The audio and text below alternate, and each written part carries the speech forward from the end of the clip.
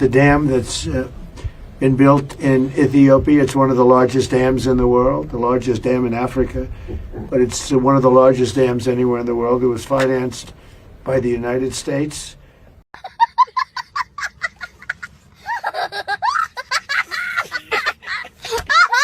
ኢትዮጵያ በደፈን አፍሪካ እንደሚታወቀው ካላት የኢነርጂ ሶርሶች ከሞላ ጎደል ከክሊን ኢነርጂ የሚመረቱ ናቸው።